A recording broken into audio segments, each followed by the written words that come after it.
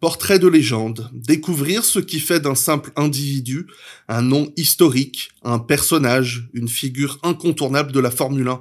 Et pour ouvrir cette première émission, il me semble pertinent de nous plonger dans les premières heures du sport, un temps que la majorité d'entre nous n'avons pas connu. Les autres, je vous envie, vraiment.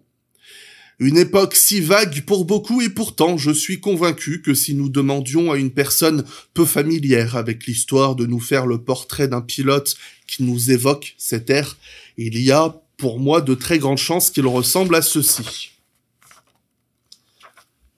Alors, bon là, il est pas bien dessiné, mais la plupart des gens, déjà, ils font des bonhommes bâtons, donc c'est pas mal. Mais voilà, là, t'as les cheveux rabattus en arrière, les roues flaquettes, la fine moustache soigneusement taillée, tout ça qui habille un sourire des plus charmeurs.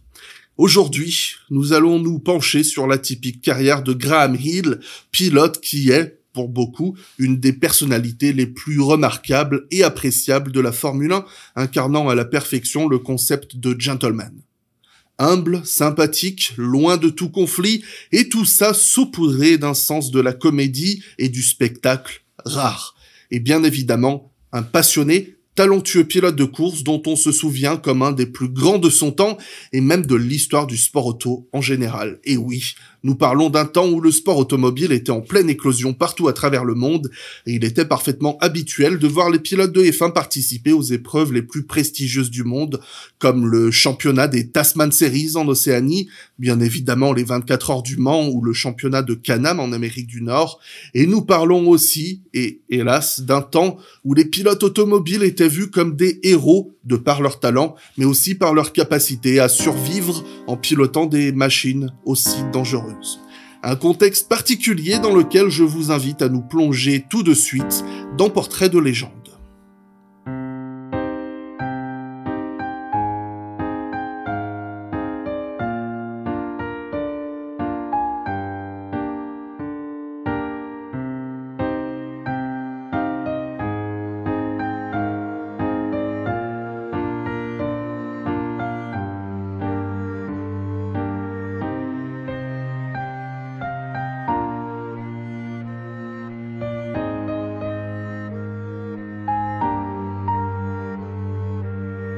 And I take off the all-enveloping helmet.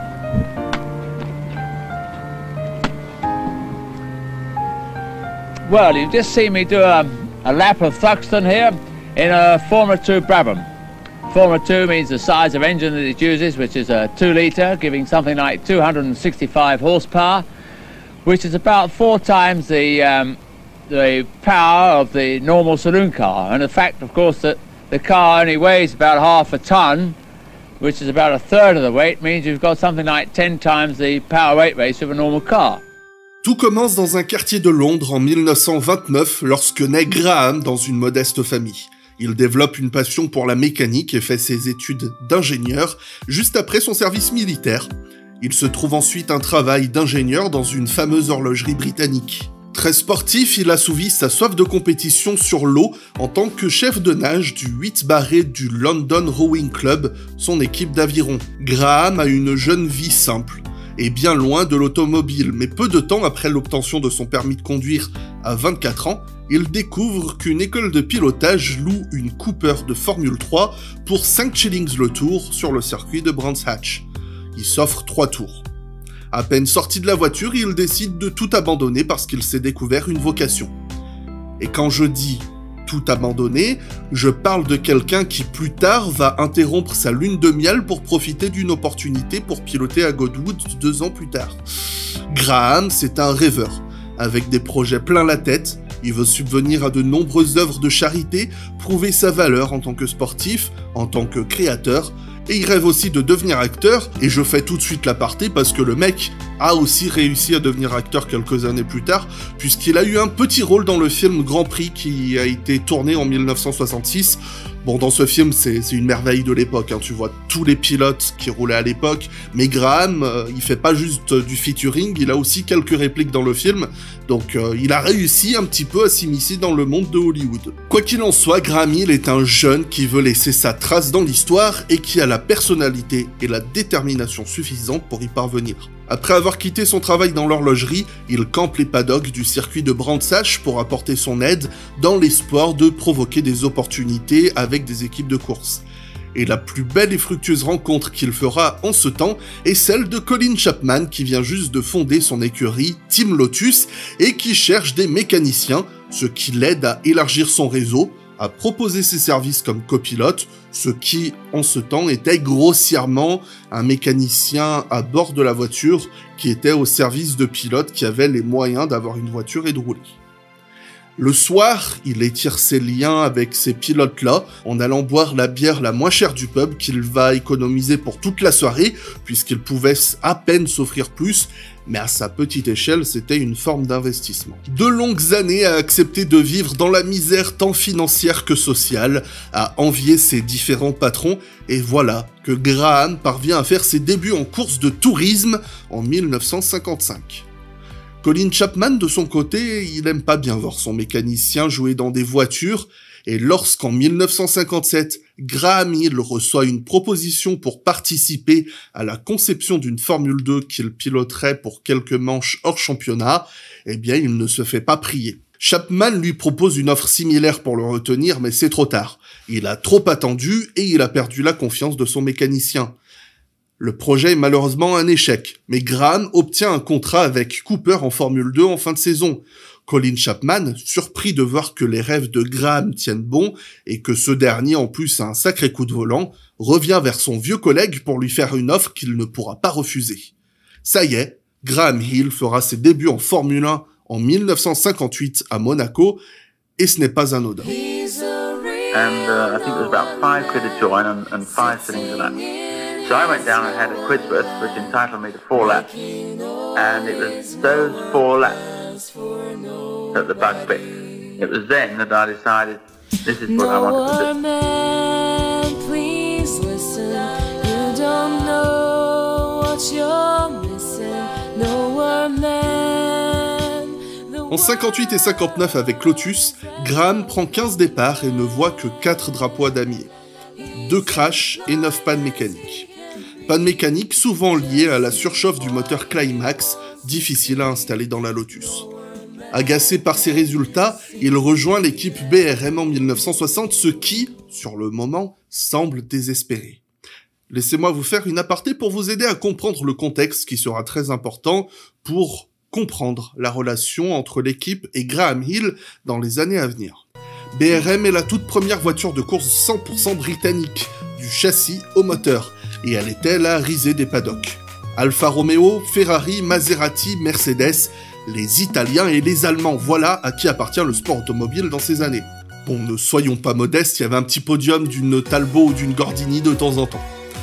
Mais fin des années 50, les Anglais commencent à être en verve. En 58, Mike Hawthorn devient le premier Anglais à gagner le titre de champion du monde, et cette même année, le championnat constructeur, qui vient juste d'être créé, récompense Van Wall, constructeur britannique lancé par un ancien actionnaire de BRM. Les BRM, quant à elles, c'est des voitures peu performantes au moteur explosif. Comprenez un petit peu le potentiel de loose dans cette équipe. Mais après des années de labeur, 1960 semble plus rassurante et il enregistre le meilleur tour à Silverstone et marque ses tout premiers points en montant sur le podium à Zandvoort. Mais à part ça, c'est 7 abandons. Et puis 5 autres en 61 dans une voiture qui ne semble pas avoir progressé. En parallèle, il continue à prendre part aux 24 heures du Mans chaque saison et il remporte sa première course depuis bien longtemps dans un championnat de tourisme britannique. Mais les planètes s'alignent enfin en 1962 avec un moteur V8 fiable, une bonne voiture et le talent du moustachu, rapide en piste, apportant ses compétences mécaniques et sa rigueur de perfectionniste à l'équipe. Il gagne son premier succès lors de la manche d'ouverture de la saison aux Pays-Bas. C'est un immense moment pour sa difficile carrière, mais aussi dans son partenariat téméraire avec BRM, dont il est finalement un des architectes de ce succès. Le nom de BRM est soudainement pris au sérieux et l'on commence à remarquer l'existence de Graham Hill. La manche suivante est remportée par Bruce McLaren au volant de sa Cooper. Le Néo-Zélandais avait prouvé sa valeur à ses débuts et il s'impose comme une référence intéressante. La troisième manche est remportée par un pilote aussi inconnu que Graham. Jim Clark, et ce, sur le très difficile tracé de Spa-Francorchamps au volant d'une Lotus. Après cela, Jim Clark gagne l'admiration de nombreux observateurs. Sa technique de pilotage est impressionnante et sa vitesse de pointe est incroyable. Il devient vite le favori, et avec Hill qui s'accroche à lui dans la lutte mondiale, le grand public voit deux anonymes se battre pour le championnat du monde. Les quelques interactions publiques qu'il partage en télévision ou en radio suscitent le rire et la sympathie. Il y a une réelle alchimie entre les deux. Clark est le jeune fermier écossais, timide et nerveux mais capable de rétorquer de belles piques aux blagues de Graham Hill. Ce dernier, issu d'un quartier londonien, a les belles manières sociales, le charme qui lui a permis d'avancer dans ses rêves quelques années plus tôt, et au-delà de sa belle coiffure, il a conservé la même moustache et le même regard sévère et impassible depuis son service militaire. Jim Clark est surnommé Mr. Smooth, pour évoquer la douceur et la souplesse de son pilotage, alors que, de ses 33 ans, Graham Hill est surnommé le Vieux, rappelant ses débuts très tardifs dans la course automobile. Rien ne pourrait plus les différencier et l'alchimie entre les deux est autant naturelle que paradoxale. Après tout, les opposés s'attirent. Jackie Stewart, the motor racing driver, had a great first season too in the big time. Very pleasing, yes. Now what about the old men, people like Hill and Clark? Well, Hill's pretty old, but Clark's coming along. He's only 29. L'horloger démontre de bien belles aptitudes et une détermination d'acier. Grand Prix d'Allemagne sur l'infernal tracé du Nürburgring. Après avoir percuté une caméra perdue en essai, il est victime d'un terrible crash qui lui laisse de violentes courbatures et qui le contraint à prendre le départ avec une voiture de secours. Cela ne l'empêche pas, sous une pluie battante, de tenir bon devant John Surtees et Dan Gurney pour remporter le Grand Prix. Mais sur la saison, Clark semble se promener, tout semble trop facile pour lui. Graham s'acharne à travailler, à mettre à profit ses connaissances avec ses mécaniciens pour parfaire sa BRM, pour réussir à lutter contre l'Écossais. Qui plus est, Graham ne se bat pas seulement contre un plus jeune, plus talentueux, il se bat contre Colin Chapman, celui qui n'a jamais vraiment voulu lui faire confiance, celui qu'il a fini par quitter tant ses machines l'avaient souvent trahi. Tout cela nous mène donc en Afrique du Sud pour la course finale. Hill est le favori en termes de points, mais avec le barème de l'époque qui ne prend en compte que les 5 meilleurs résultats, Clark peut tout de même être sacré s'il gagne la course. Il prend sa 6e pole de la saison et s'envole au départ. Jimmy et Graham s'envolent, mais Graham n'a pas ce qu'il faut pour suivre le rythme intenable de Jim Clark. Il y a seulement 2 hommes en piste, mais chacun sont dans un monde différent. Faut-il admettre que tout autant compétitif soit-il, Graham pourra être fier d'être arrivé si haut, à gagner des courses et lutter pour un championnat du monde en partant de si loin. Il découvrait la course automobile à 24 ans, et Jim Clark débutait en Formule 1 à 24 ans. Au 62e des 80 tours, de la fumée s'échappe de la Lotus 25 en tête de course qui rentre au stand. Graham Hill prend la tête et remporte la course, il est champion du monde. Toutes ces années d'efforts voient une consécration copieusement récompensée. Au-delà d'une belle prime, il est désormais reconnu comme un des meilleurs pilotes automobiles du monde. Il est invité par de nombreuses radios, télévisions et dans les banquets de fin d'année dans des clubs anglais.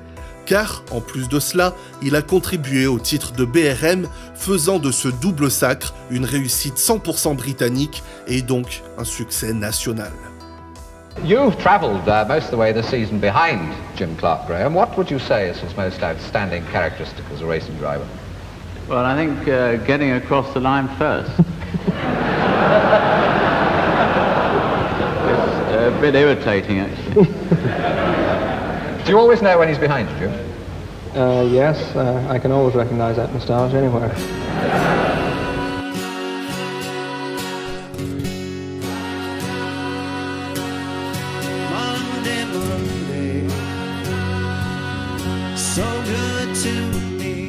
Le rayonnement international de Graham ne fait que commencer. Le champion du monde en titre lance sa saison 63 en remportant le plus prestigieux des Grands Prix.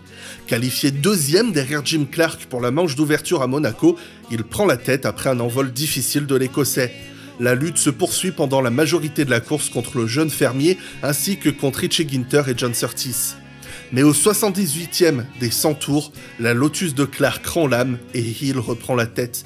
Il remporte Monaco, mais ce n'est qu'un début. Il reproduit ça consécutivement en 64 et 65. Mais notre Graham est compétiteur. En 65, sa victoire est facilitée par l'absence de Jim Clark, qui était parti pour gagner les 500 miles d'Indianapolis dans une saison qu'il dominera outrageusement. Mais Graham s'est malgré tout bien battu pour sa victoire en 65. En tête de course pendant le premier quart d'épreuve, il fut surpris par un retardataire et sorti dans un échappatoire. Il a dû sortir de sa voiture, la pousser pour la ramener sur la piste et avait perdu de nombreuses positions. Tour après tour, il est remonté, dépassant ses concurrents et a gagné à la force du poignet. Et il réalise cela après avoir cruellement perdu le titre en 64. Alors favori pour la manche finale au Mexique face à Jim Clark et à la Ferrari de John Surtees, il est percuté par l'autre Ferrari de Lorenzo Bandini. Clark abandonne et c'est Surtees qui est sacré. Le barème de points est contre notre héros car son score est le plus élevé, mais à cette époque on ne compte qu'un certain nombre de résultats, ce qui favorise John Surtees. Mais Graham Hill est bon perdant. Croyons au hasard, dit-il. Je préfère me dire que j'ai manqué de chance plutôt que de croire à une tactique des Ferrari. Mais restons sur cette victoire monégasque de 65, voulez-vous? Car je parle de fin de compétition, mais aussi, certainement, d'une fin de vengeance face à Jim Clark, qui n'a même pas daigné venir l'affronter. Ainsi donc, il relève le défi en 66 en signant un contrat avec Lola Ford pour s'inscrire aux 500 miles d'Indianapolis. L'épreuve ne tombant pas pendant un week-end de Grand Prix cette année, il ne sera pas surpris de retrouver certains de ses meilleurs camarades de jeu en F1. Son actuel coéquipier chez BRM, Jackie Stewart, qui partagera son garage chez Lola, son ex-coéquipier américain Dan Gurney, le futur pilote de F1 et champion du monde Mario Andretti, et sans surprise, toujours dans la même Lotus Ford, son rival de toujours, Jim Clark, qualifié en première ligne. Graham, lui, est 15e sur la grille de départ.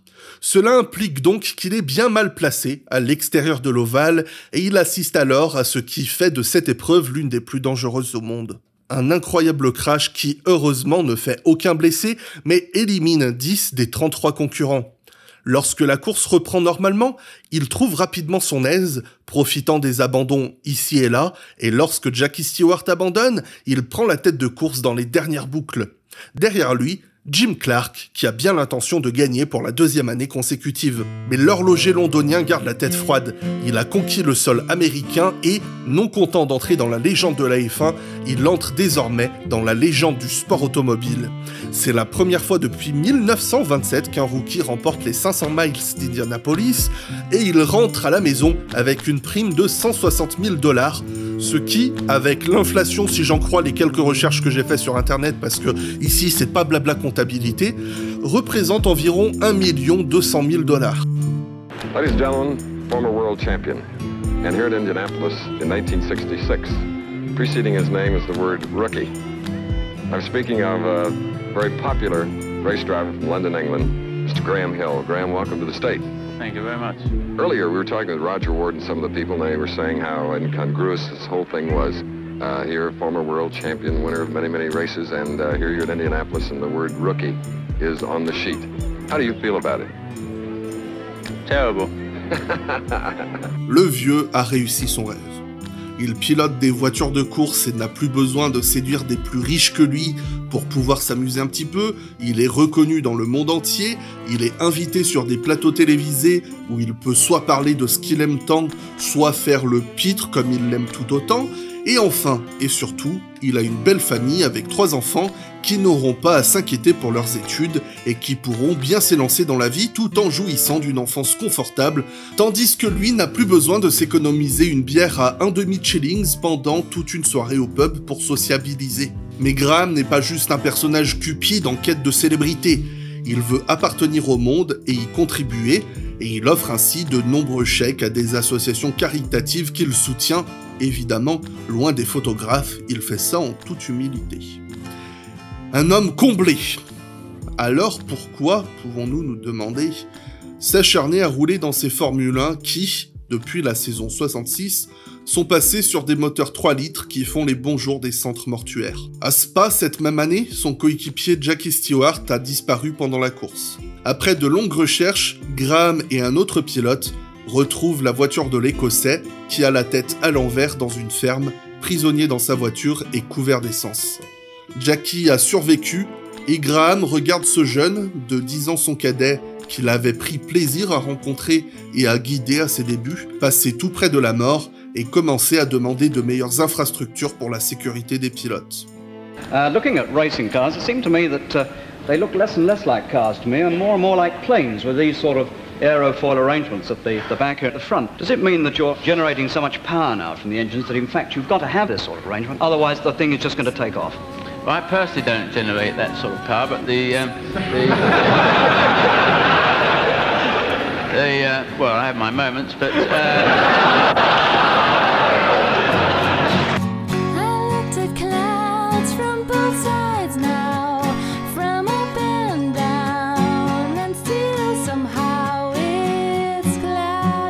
La réponse à cet acharnement est simple. Graham aime beaucoup trop la course automobile. Il aime autant être acclamé lorsqu'il se montre sur les circuits, qu'il aime venir donner des leçons aux petits jeunes qui viennent le taquiner en piste, et qu'il aime chasser Jim Clark, son éternel ami et rival. Ami et rival qu'il rejoint chez Lotus en 67.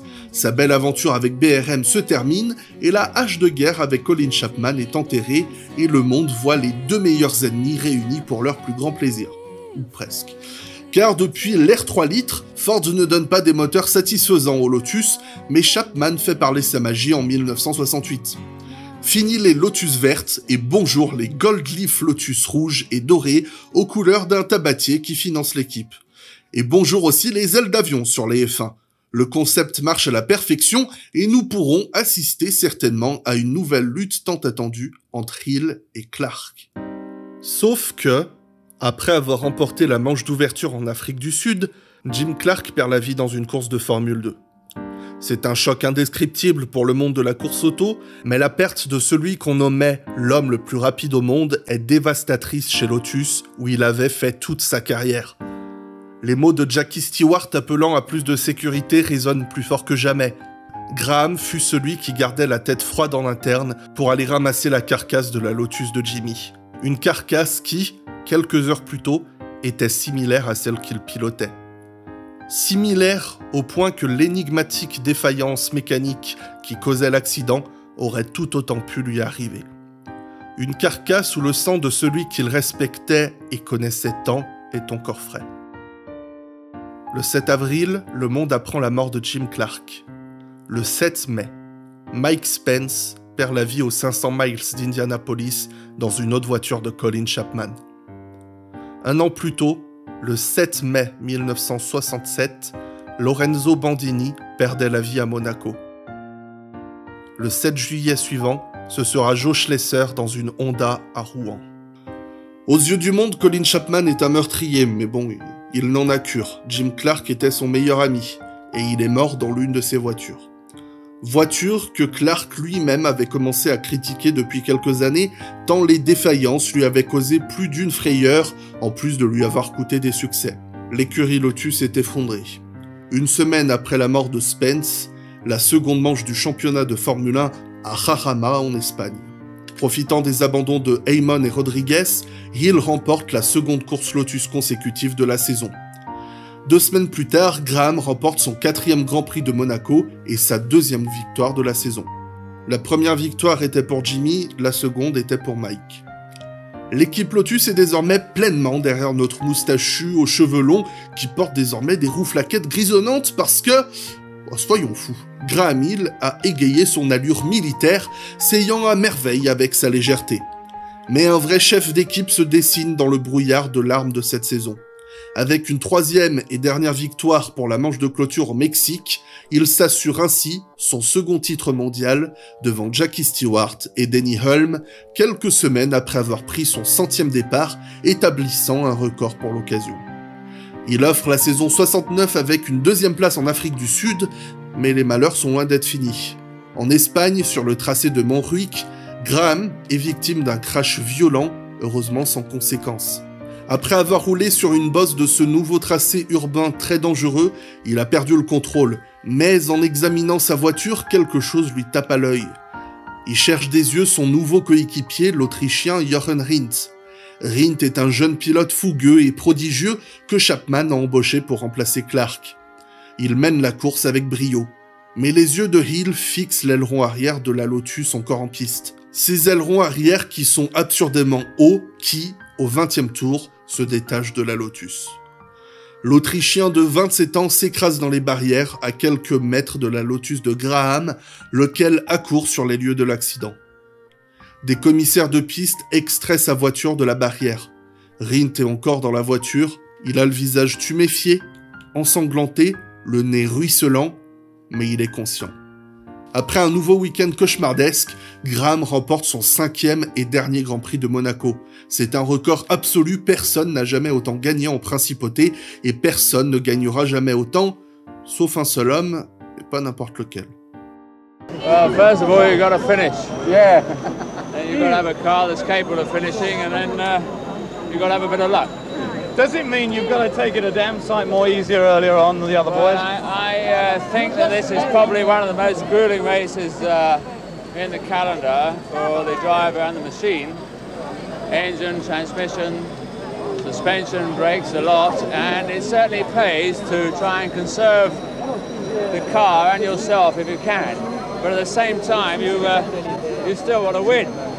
So you've got a choice. Either you go flat out and try and annihilate the opposition and hope your car's going to stay in one piece, or you try and drive your own race and resist the temptation to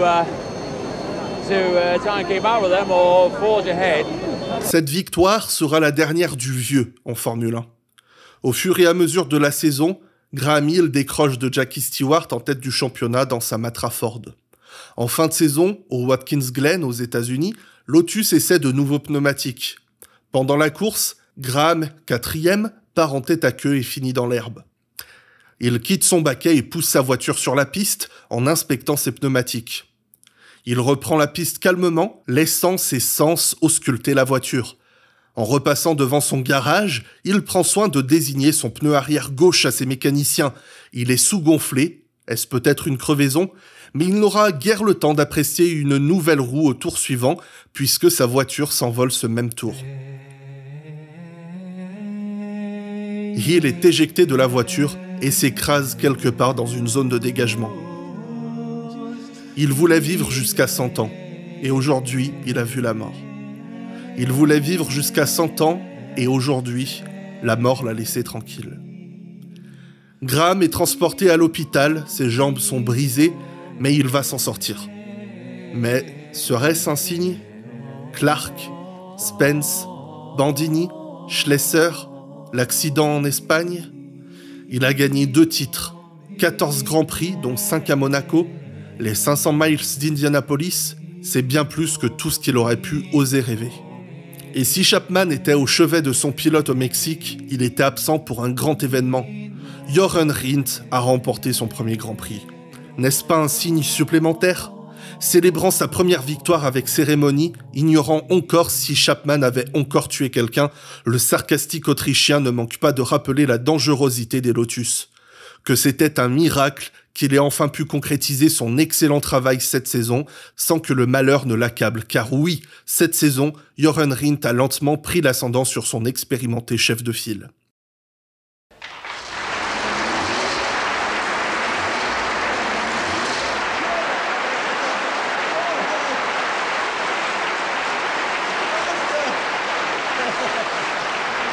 What particular advantage has this car got over, say, the car I was driving? Well, it's faster, Graham.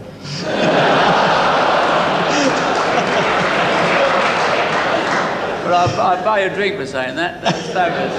Thank you very much. Now, have you had any? Did you have any sort of funny moments during the year that you could talk about? Not very many. Not very many I can talk about. But no, neither did I. Now you come to mention that. Anyway, Jackie, I'd like to congratulate you for a fabulous season. I'd like to wish you a lot of luck for next year. Not quite as much as myself, but I hope you succeed with this new car that you're going to be driving. well, I wish you good fortune too, Graham. Thank you, Jackie. 5 mois après s'être cassé les jambes, Graham Hill entame la saison 70 de Formule 1. Il se moque du risque, ou il aime trop la F1 pour le craindre. Au volant de sa Lotus, il est cependant loin du Graham qu'on aime. Il nettoie le fond de grille, ramassant quelques points oubliés par ses rivaux. Pendant ce temps, Rindt domine tout. Presque tout. Parce que Rindt est mort. Lors des essais à Monza, l'Autrichien est une autre victime de la fragilité de la Lotus et de l'horreur de ces F1 modernes. Durant cette année 70, on a aussi perdu Pierce Courage et Bruce McLaren. En 71, Graham rejoint Brabham, mais la gloire n'est plus au rendez-vous. Il ira chercher la gloire ailleurs. Il roule une Matra 670 avec Henri Pescarolo et remporte les 24 heures du Mans. Ce sera son dernier succès international, mais pas des moindres. Il en a encore un petit peu au fond de lui, mais pas assez. Lentement, il retrouve Lola, avec qui il gagnait les 500 miles, et commence à fonder sa propre équipe de Formule 1. Comme s'il sentait la fin approcher, mais refusait de lâcher. Tout cet argent gagné commence à fondre dans son écurie Hill, qu'il lance en 1975. Mais Graham ne roulera pas avec son équipe. Pourquoi donc ? Parce qu'il n'arrive pas à se qualifier. Il est trop lent. Il verra conduire, entre autres, le débutant Alan Jones, futur champion du monde, et s'attache au prometteur Tony Bryce, qui marque ses premiers points. C'est après le Grand Prix de Monaco que Graham se résigne. Ne pas se qualifier sur ce tracé où il a si souvent gagné est un signe qui ne trompe pas. Le temps a rattrapé l'horloger londonien, et comment ne pas être triste de voir la carrière d'un tel pilote, d'un tel personnage, réduite pendant 5 ans à essayer de se qualifier pour finir aux dernières places. 35 years old is 7 years away for me now, and that's a lot of years in Grand Prix racing. And blimey, if I can't do what I've got to do within 7 years, I don't think I'm going to do it by then. So I hope I will have stopped racing by then. The problem is the one problem is that, you know, it's like you know, Graham Hill's situation. Of course, that I like it. I really like driving and I like racing, and so that'll make it difficult to stop. But I hope that I can stop because I'd soon, you know, I would prefer to retire on my feet than on my back.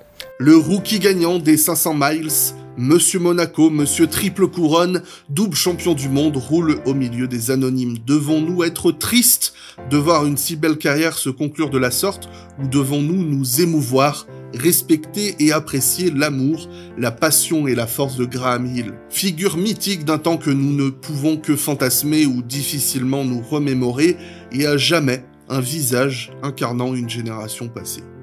Comme s'il ne pouvait vivre sans course automobile, Graham Hill perd la vie aux commandes de son avion le 29 novembre 1975. Parmi les 5 autres passagers, tous membres de l'équipe, son protégé Tony Bryce. Presque égoïstement, il laisse une famille seule, mais une famille qui sera aussi, à jamais, ses plus grands fans. L'héritage de Graham perdurera à travers Damon, certes loin de posséder l'aura du père, mais qui traversera un chemin tout aussi atypique qui le conduira au pinacle du panthéon du sport, avec tout autant cette figure de challenger inférieur au meilleur de son temps, mais qu'il était dangereux de sous-estimer. Mais pour cette carrière riche que je n'ai pu qu'effleurer, cette passion que je ne saurais parfaitement retranscrire et cette volonté que je ne saurais qu'envier, du plus profond, je dois conclure en disant « Merci, Monsieur Monaco ». Since you got out of the driving seat and became a constructor, and what's it like doing that, giving up the driving seat? Well, I don't like it too much. No. I miss the driving, in fact, very much. And but you know, I'm having to get used to it. And I enjoy seeing my car do well and going quickly and hopefully winning races. So. I was saying that you were a winner of the Triple Crown. Now, what does that consist of? Well, it's the World Championship for drivers and Indianapolis and the Le Mans 24-hour race. And World Championship, because you won twice, didn't you? 62 and 68, yes. Which of the races in your career stands out as being your favourite? Most enjoyable, possible to say? Well, Indianapolis produced more loot than the others. Le Mans I thought was a very nice thing to run after so many years of trying. I was there for many years and it did mean that I did win the Triple Crown. But I think possibly the World Championship was the, really I think, out of all those, one has got to say the World Championship because it is a whole series over a complete year.